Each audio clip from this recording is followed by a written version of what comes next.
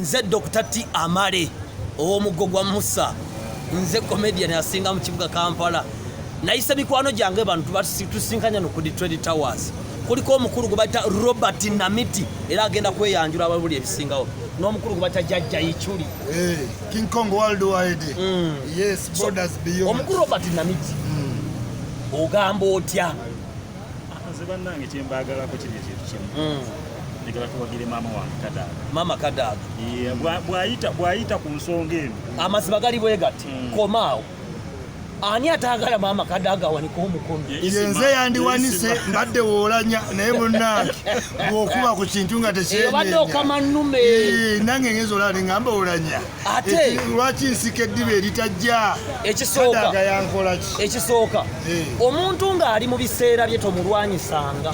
omuntu olabye ali comfortable ku ttaka ng'ate omuwa omufaliso olanya onoonsonyiwa Kanonde Kadaga kulayira ku nsange nga nina sayinsi kubira essimu fe mama Kadaga tebatukuyegana bukuyeza okumuwagira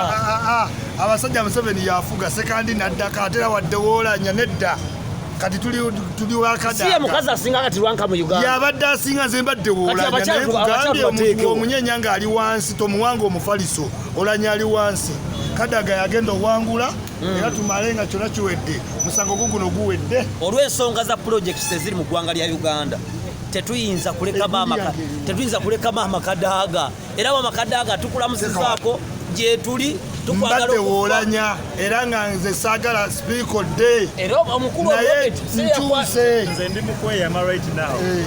mama Kadaga abantu bano ndibakuleeta banani nasonyi wandi musomo ndibakuleetera era ndibakuleetera bona ndikwenda obabone gundi akola atya kingi w'ebusoga kyabazinga afunvuwe ebyanda abaana bawona olunkusense mbwekyo bwe ndi King Kong olanya ononsonyiwa ndi wa Kadaga kati